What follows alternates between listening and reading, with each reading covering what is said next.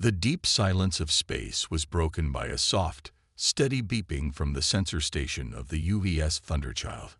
Tom, the sensor operator, adjusted his display and frowned at the unusual readings.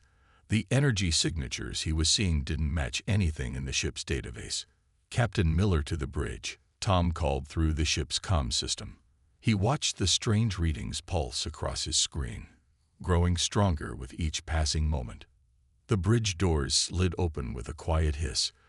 Captain James Miller walked in, his experienced eyes immediately drawn to the main display screen. He hadn't even had time to finish his coffee, but 15 years of service had taught him that unusual sensor readings rarely meant good news. "Report," Miller said, settling into his command chair. "Sir, we're picking up some weird energy patterns about 3 light minutes from our position," Tom explained, sending the data to the main screen.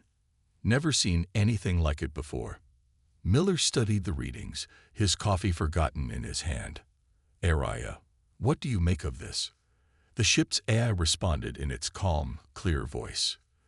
"The energy signatures suggest advanced technology, Captain. They do not match any known human or allied species patterns. I estimate a 92% probability that we are observing previously unencountered artificial constructs." First Officer Robert Cooper entered the bridge, his usual neat appearance slightly rushed. "Captain, we're receiving distress signals. Multiple sources. Put them through," Miller ordered. The bridge speakers crackled with static before clearing. The messages played one after another, each more desperate than the last. Mining outposts, research stations, and small colonies all reporting the same thing. They were under attack by unknown vessels that appeared without warning and destroyed everything in their path. "ARIA, plot these attack locations," Miller commanded. The main screen shifted to show a star map, red dots appearing to mark each reported attack. The pattern was clear. Whatever was doing this was moving methodically through human space, testing defenses, and destroying anything it encountered. "Sir," Tom called out, his voice tense. "The energy signatures are moving. They're heading toward settlement Beta 7. Miller's grip tightened on his coffee cup. Beta 7 was a civilian mining colony with over 5,000 people. Their only defense was a small security force meant to deal with pirates, not an unknown alien threat. "How long until they reach Beta 7? Miller asked. "At their current speed, approximately 6 hours, Araya replied. "The nearest patrol fleet is 28 hours away. We are the only military vessel within range." The bridge fell silent. The Thunderchild was a modern warship, but she was just one ship. The sensor readings suggested they would be heavily outnumbered. "Show me the tactical analysis, Araya," Miller ordered. The AI displayed combat projections, ship capabilities, and survival probabilities. None of it looked good. "Captain," Cooper said quietly, "protocol in this situation calls for us to observe and report while maintaining a safe distance. We're not equipped to engage an unknown force of this size." Miller stood up and walked to the main viewport. The vast darkness of space stretched out before him, dotted with distant stars. Somewhere out there, 5,000 people were going about their lives, unaware that death was heading their way. "ARIA, if we engage this force, what are our chances of survival?" "Based on available data, I calculate a 17.3% probability of ship survival in direct combat," the AI responded. "However, I should note that this calculation assumes standard combat protocols. Human creativity and unconventional tactics have historically altered such probabilities." Miller turned to face his crew. He saw the tension in their faces, but also determination. They all knew what was at stake. "Tom, send a message to command. Inform them that we are moving to intercept the unknown hostile force to protect settlement Beta 7. He paused, looking at each crew member in turn. "I won't order anyone to stay. This is volunteer only." Cooper was the first to respond. "All hands will remain at stations, Captain. We didn't join the service to run away." Miller nodded, feeling a surge of pride in his crew. Area, plot and intercept course. Engineering, I want everything you can give us from the engines. He finally took a sip of his now cold coffee. It's time to show these unknowns that they picked the wrong species to mess with. The Thunderchild's engines flared to life, pushing the ship toward what might be its final battle. But as the human warship accelerated toward destiny, not a single crew member regretted their choice. They were humanity's shield, and they would not break. The Thunderchild's engine room hummed with nervous energy as Chief Engineer Susan Ward studied the readouts on her display. The ship's experimental hybrid drive was already pushing past normal limits, but she knew they would need more. "Ma'am, we're running at 110% of recommended power," her assistant said, wiping sweat from his forehead. The safety protocols. The safety protocols were written by people who never had to save 5,000 colonists. Ward interrupted. She moved to the main engine control panel and began bypassing safety locks. ARIA, run simulations on engine performance at 130% power. The AI's voice came through clearly despite the engine noise. Chief Ward, at that power level, there is a 43% chance of critical system failure within 2 hours. Better odds than what those colonists have if we don't get there in time, Ward muttered. She looked at her engineering team. Like the bridge crew, they all stayed at their posts, ready to push the ship beyond its limits. On the bridge, Captain Miller watched the tactical display as they closed in on the unknown enemy fleet. The initial scans were now clear enough to show individual ships, dozens of them, each one larger than the Thunderchild. "Area, what can you tell me about their design?" Miller asked, studying the strange geometric patterns of the alien vessels. "The ships appear to be fully automated, Captain. I detect no life signs, no crew quarters, no biological support systems. They are pure machines." Cooper moved to stand beside his captain. "That explains their attack pattern. No concern for casualties, no hesitation. Just cold logic and perfect execution." Miller nodded slowly. He remembered the debates years ago when some had pushed for fully automated warships in the human fleet. The military had decided to keep human crews, supported by AI, but not replaced by them. Looking at these alien ships, he was grateful for that choice. "Sir," Tom called out from his station, "I'm picking up energy spikes. They know we're here." The first shots came without warning. Brilliant beams of energy sliced through space where the Thunderchild had been moments before. Only the ship's predictive defense systems and human intuition saved them from a direct hit. "Return fire," Miller ordered. The ship's weapons blazed, but the alien vessels moved with impossible precision, avoiding most of the shots. "Their coordination is perfect," Cooper observed, watching the enemy ships move in complex patterns. "Too perfect." Ward's voice came through the comm system, strained but determined. "Captain, the drive is holding at 125%. We can give you more, but she's running hot." "ARIA, tactical analysis," Miller commanded, gripping his chair as another near miss shook the ship. Enemy vessels display superior technology and perfect coordination. However, their movements follow strict mathematical patterns. They appear incapable of random or illogical actions. Miller smiled slightly. "Finally, a weakness. They're pure logic. No human unpredictability. No gut instinct." He turned to Cooper. "What's the craziest battle maneuver you can think of?"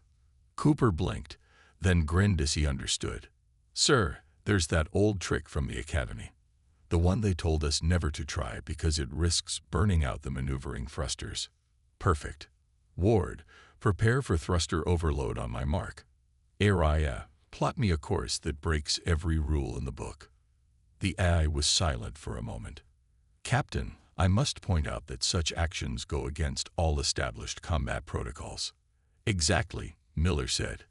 "They won't expect it because it makes no logical sense. Sometimes the best move is the one that no sane person would try." The crew felt the shift in atmosphere. They weren't just fighting for survival now. They were about to show these machines why humans still belonged in space. All hands, braced for extreme maneuvers, Miller announced. He looked at the enemy fleet, their perfect formation about to meet human chaos. Let's show them what happens when you push humanity into a corner. The Thunderchild's engines screamed as Ward pushed them beyond their limits. The ship began a series of maneuvers that no computer would ever recommend, no logical mind would attempt. But in that moment, as they prepared to defy both physics and common sense, every crew member knew one thing. This was why humans still flew among the stars. The Thunderchild spun through space in a way that no ship its size should move. Captain Miller felt the deck shuddering beneath his feet as the inertial dampeners struggled to compensate. 2 alien scout ships followed, their weapons cutting bright lines through the void where his ship had been moments before. They're still using standard pursuit algorithms, Araya reported. Their targeting systems cannot adapt to our irregular movement patterns. Miller watched as his crew worked their stations with practiced skill. Despite the crushing G-forces that occasionally slipped past the dampeners, despite the screaming of stressed metal all around them, they held steady. Time to show them something new. Ward, give me that thruster overload now. In engineering, Ward's fingers flew across her control panel, redirecting power to rear thrusters. Sir, this is going to hurt.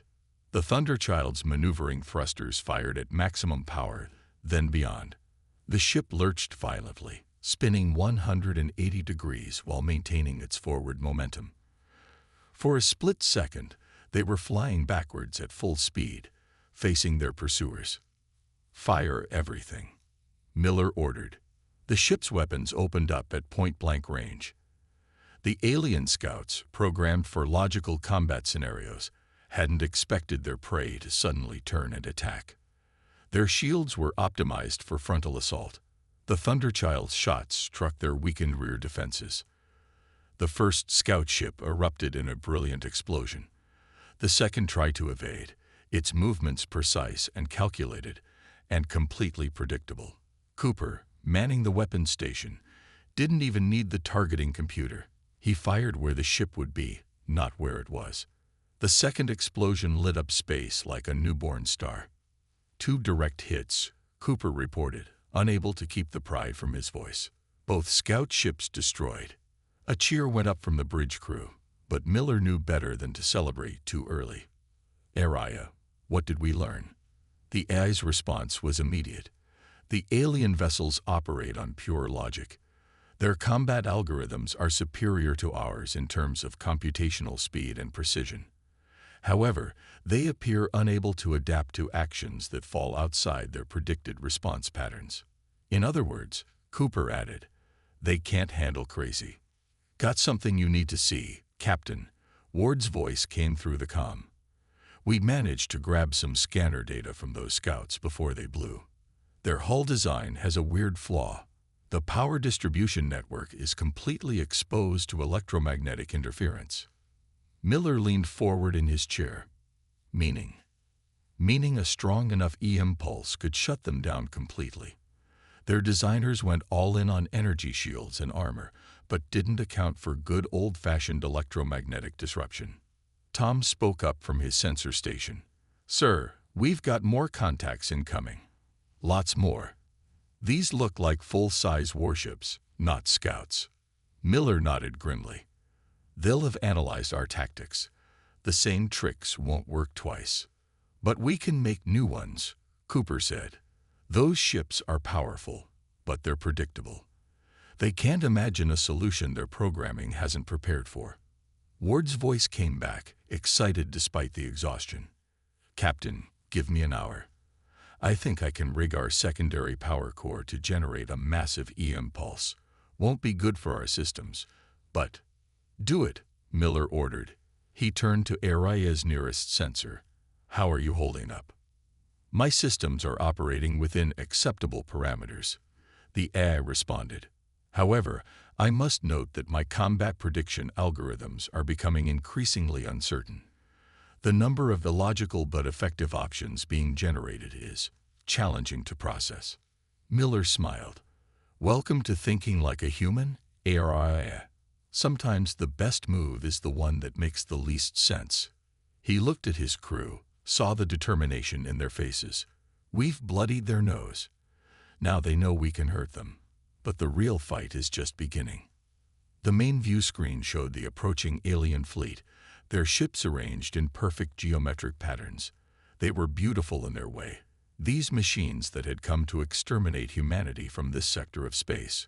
But they were about to learn that humans had survived countless threats through history by being willing to try the impossible. All hands, battle stations, Miller ordered.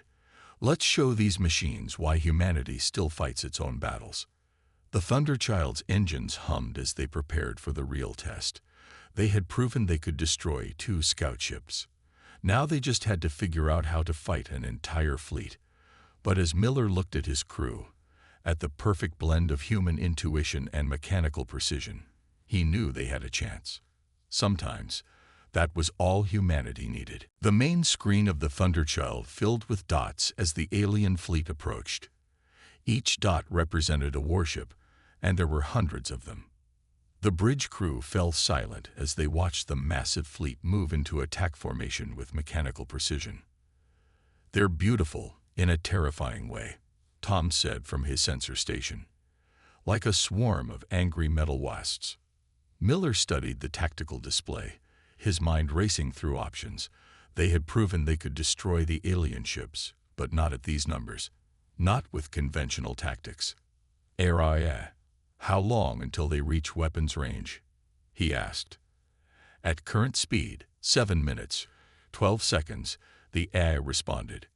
"Captain, I feel I should inform you that my combat simulations show our survival probability has dropped to 3.4%. Cooper looked up from his station. "But those simulations assume they'll expect normal human tactics, right?" "Correct. However, even accounting for unconventional strategies, the sheer number of enemy vessels makes survival highly improbable." In engineering, Ward and her team worked frantically to modify the ship's systems. The EM pulse generator was coming together, built from spare parts and rewired power systems. But it wasn't enough. They needed more. "What if we use the cargo holds?" Ward's assistant suggested, wiping grease from his hands. "We could convert them into makeshift missile bays." Ward's eyes lit up. "Yes. The maintenance drones. We could reprogram them to carry explosive charges." She hit the comm button. "Bridge, this is engineering. We got an idea, but it's pretty crazy." "Those are my favorite kind right now," Miller responded. "Talk to me." As Ward explained her plan, Miller's smile grew wider. It was insane, dangerous, and exactly the kind of thing no logical machine would expect. "Do it," he ordered. "How long?" 5 minutes if we push it," Ward replied. "The enemy fleet will be in range before then," Cooper pointed out. Miller nodded. "Then we'll have to get their attention. Tom, prepare to broadcast on all frequencies. If we're going to do this, we might as well do it with style." The crew worked frantically as the minutes ticked by. In the cargo holds, maintenance drones were quickly modified into improvised weapons. Ward's team installed explosive charges normally used for asteroid mining, while ARIA reprogrammed the drones with attack patterns based on the most unpredictable human combat maneuvers. "Enemy fleet entering weapons range in 30 seconds, ARIA announced. Miller stood from his chair. "Send the message." Tom's fingers flew across his console, and the ship's transmitters came to life. Across all frequencies in every format possible, the Thunderchild broadcast its defiance to the mechanical army bearing down on them. "This is Captain James Miller of the UES Thunderchild. We are the guardians of humanity's frontier, and we do not yield. You may be stronger, you may be faster, but we have something you will never understand: the human spirit. Come and test yourselves against it." "Message sent," Tom reported. "They're responding with, energy signatures are spiking. Multiple weapons locks. All hands brace for combat," Miller ordered. "Ward, status on our surprises." "Ready in 3 minutes, Captain." Well, we'll just have to stay alive that long. Miller returned to his chair as the first enemy shots streaked toward them. Area. Engage random evasion pattern Miller 7. Let's show them some human unpredictability. The Thunderchild danced through space as hundreds of energy beams cut through the void around it. Each move was calculated to make no sense, to follow no pattern a machine could predict. The alien ships, for all their power, couldn't land a solid hit on a target that refused to follow logical movement patterns. 2 minutes to weapon completion, Ward called out. The ship shuddered as a glancing hit struck their shields, then another. The alien fleet was learning, adjusting their targeting algorithms with each shot. Shields at 82% and falling, Cooper reported. They're starting to predict our patterns. Miller gripped his chair as another hit rocked the ship. Then let's give them something new to think about. Area. Plot us a course through the heart of their fleet. If we're going to survive the next few minutes, we need to make them focus on shooting each other to get to us. The Thunderchild turned sharply, its engines flaring bright against the darkness of space. They were about to fly into the jaws of death, but every crew member knew their job. If humanity was going to survive, someone had to stand against the machines. They had volunteered to be that someone. The Thunderchild dove straight into the heart of the alien fleet, its engines leaving a bright trail through space. Enemy ships scattered to avoid collision, their perfect formation breaking apart. In their attempt to maintain tactical efficiency, the alien vessels created gaps in their own defense screen. Now, Miller ordered, launch the drones. The cargo bay doors opened, releasing dozens of modified maintenance drones. Each one carried a mining charge, transformed into an improvised weapon. The drones darted through space in random patterns, their movements based on recorded data from human pilot training exercises. The alien ships are having trouble tracking the drones, Area reported. Their small size and irregular movement patterns do not match any known combat units in their database. The first drone slipped through the enemy's defensive fire and attached itself to a warship's hull. The explosion wasn't large, but it hit exactly where Ward had predicted, right at the exposed power distribution network. The alien ship's lights flickered and died, its weapons falling silent. Direct hit, Cooper shouted. One enemy vessel disabled. More drones found their targets. The alien fleet's perfect coordination worked against them. They couldn't fire freely without risking hitting their own ships. The Thunderchild used this confusion to its advantage, weaving between the larger vessels like a snake through tall grass. Ward, status on the EM pulse? Miller asked, gripping his chair as they narrowly avoided another barrage of enemy fire. Almost ready, she replied through the comm. But sir, we'll need to be right in the middle of their fleet for maximum effect, and our own systems will take a hit when we trigger it. A direct hit rocked the ship, making the deck plates shudder. Shields at 45%, Cooper reported. We can't take too many more of those. Miller watched as another alien ship fell dark, victim to their improvised drone weapons. But for every ship they disabled, 5 more took its place. They were running out of drones, and the enemy was adapting to their tactics. All hands, this is the captain, Miller announced shipwide. We're going to trigger an electromagnetic pulse that will affect our systems. Prepare for temporary power loss, and switch to manual backup controls. The crew worked quickly, preparing for what was coming. Years of training had taught them how to operate their ship without computer assistance. It was another human advantage. They didn't rely completely on automation. Enemy ships are concentrating their fire, Area warned. They have recognized our threat level and are designating us as their primary target. The view screen showed enemy vessels closing in from all sides, their weapons charged, preparing to unleash a coordinated barrage that would overwhelm the Thunderchild's weakened shields. Ward, Miller called out, please tell me that Pulse is ready. Ready, sir, but we need to get closer. Right now, we'd only affect about 30% of their fleet. Miller smiled grimly. Then let's get closer. Area. Plot us a course right through their command and control center. "Sir," Cooper interjected, "their formation is too tight. There's no safe path through." "Then we'll make one. Full power to forward shields. We're going to punch right through." The Thunderchild's engines roared as the ship accelerated toward the densest concentration of enemy vessels. The alien ships fired continuously now, their energy weapons creating a web of deadly light around the human vessel. "Shields at 20%. Cooper shouted over the sound of straining metal. 15%. "Almost there," Miller said, watching the tactical display. The enemy ships were so close now, they filled the entire view screen. "Ward, on my mark." The ship shuddered as another hit struck home. Warning alerts blared from multiple stations. A small explosion burst from one of the rear consoles, filling the bridge with smoke. "Shields critical," Cooper reported. "We can't take another hit." Miller waited one more second, letting the enemy ships draw even closer together as they tried to trap his vessel.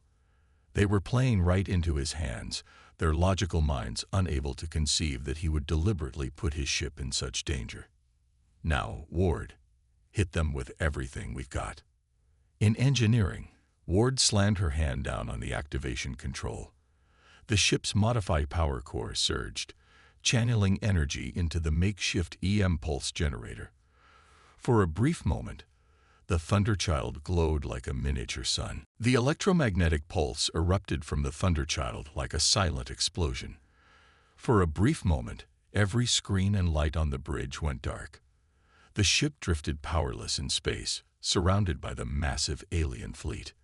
All hands switched to manual control. Miller ordered in the darkness.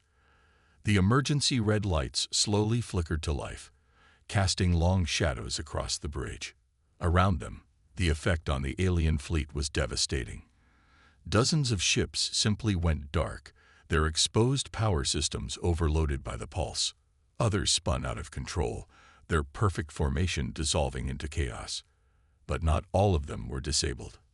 "Multiple hull breaches on decks 3 through 7. Cooper called out, reading from a paper backup chart in the dim light. "Automated repair systems are offline." In engineering, Ward worked frantically by the light of emergency lamps.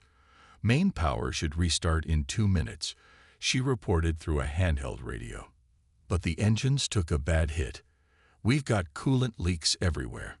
The ship shuddered as something hit them. Without the main sensors, they were nearly blind.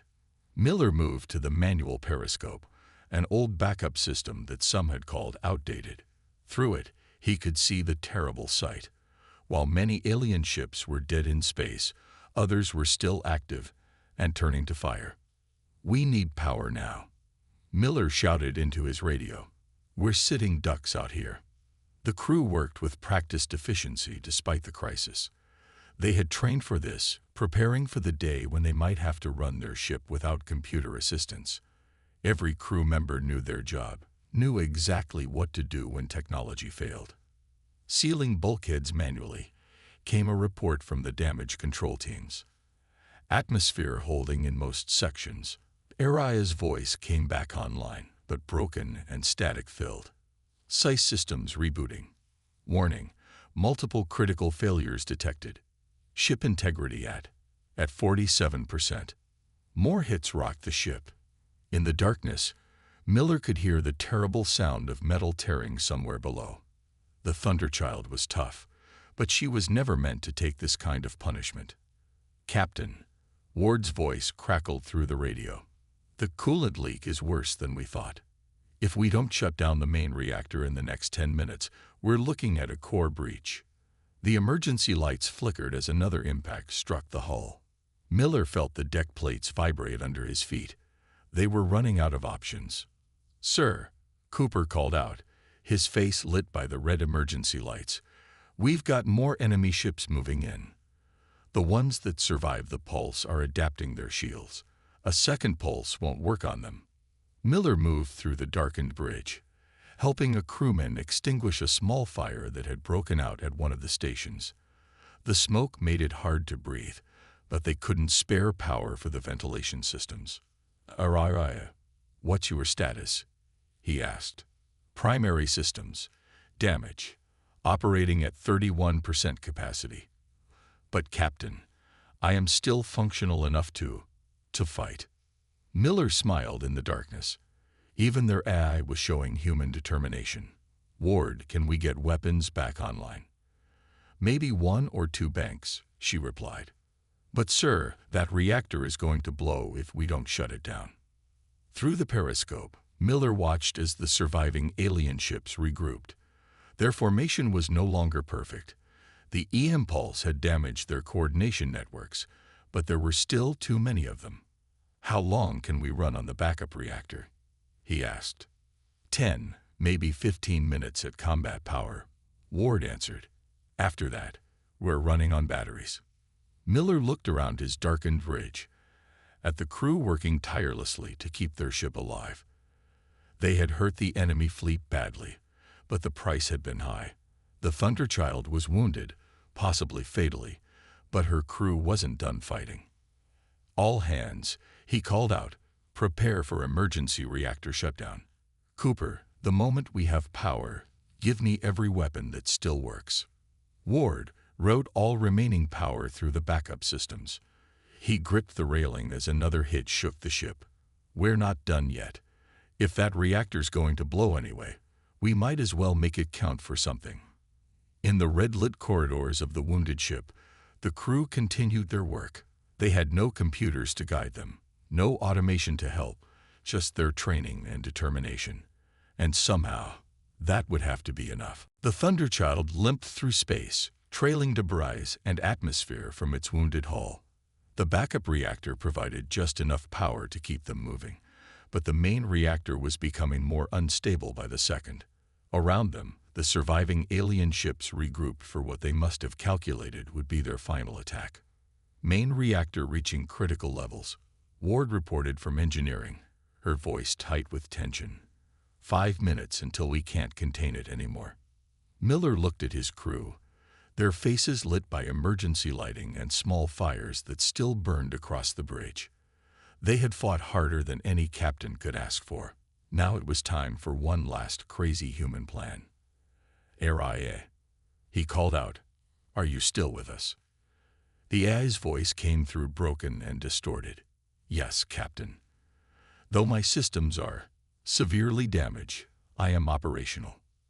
"Good, because I need you to help me do something incredibly stupid." Miller turned to his crew. "The main reactor's going to blow no matter what we do, so let's make sure it takes as many of them with us as possible." Cooper looked up from his tactical station. "Sir, you don't mean—" "Oh yes, I do." Miller grinned. "We're going to overload it on purpose, right in the middle of their fleet. Ward, can you remove all the safety protocols from the main reactor?" There was a pause on the radio. "You want to turn our reactor into a bomb? That's insane." Another pause. "I can have it done in 3 minutes." The alien ships were closing in now, their weapons charging.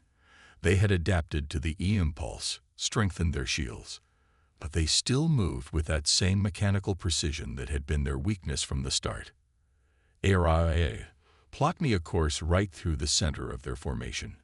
Calculate where we need to be for maximum damage when the reactor goes." "Calculating." AI responded. "But Captain, at that range, the chance of crew survival is—" "Sometimes you have to roll the hard 6, Miller said. "All hands, this is the captain. Prepare for emergency evacuation. Once we're in position, everyone gets to the escape pods. That's an order." The crew worked frantically to prepare the ship for its final run. Ward's team removed every safety system from the main reactor, turning the heart of their ship into a makeshift bomb. The alien vessels drew closer, their weapons creating a deadly web of energy around the wounded human ship. "Course plotted," Araya announced. "But the enemy fleet's fire pattern will make approach extremely difficult." Miller nodded. "Then we'll give them something new to think about. Cooper, dump all our remaining ammunition. Everything we've got, just fire it in every direction." The Thunderchild's remaining weapons opened up, spraying missiles and energy beams in a chaotic pattern that no logical system could predict. The alien ships scattered, their perfect formation breaking as they tried to evade the random attack. "Now," Miller ordered, "full power to engines." The backup reactor screamed as it pushed the ship forward, straight toward the heart of the enemy fleet.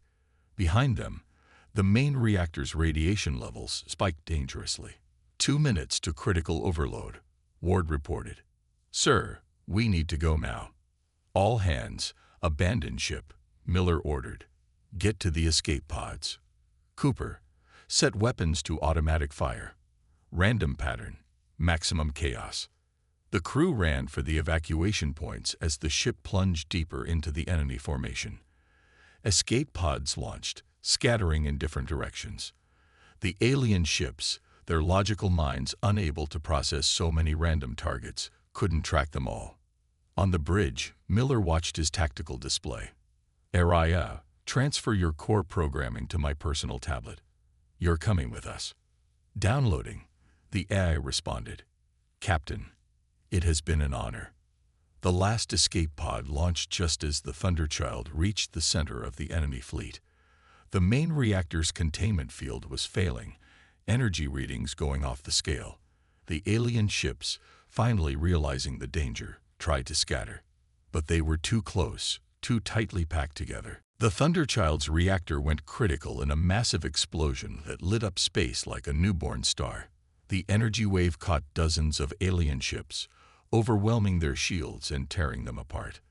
The chain reaction spread through their formation, each destroyed ship adding to the destruction. From their escape pods, the crew watched as their sacrifice turned the tide. The remaining alien ships, their coordination networks destroyed, and their tactical algorithms, unable to process the chaos, began to retreat. 3 hours later, as the rescue ships arrived from the colony, they found the escape pods first. Every crew member had survived. The alien fleet was gone, either destroyed or fled, and the colony was safe. Miller, floating in his escape pod with his tablet containing Araya's saved programming, smiled as he watched the rescue ships approach. They had done the impossible. They had proven that human unpredictability, combined with the right kind of machine intelligence, could overcome any opponent. The Thunderchild was gone, but her legacy would live on. From that day forward, every AI in the human fleet would be programmed to understand one crucial thing. Sometimes the best tactical decision was to do something completely illogical. Human nature, in all its wonderful chaos, had won the day.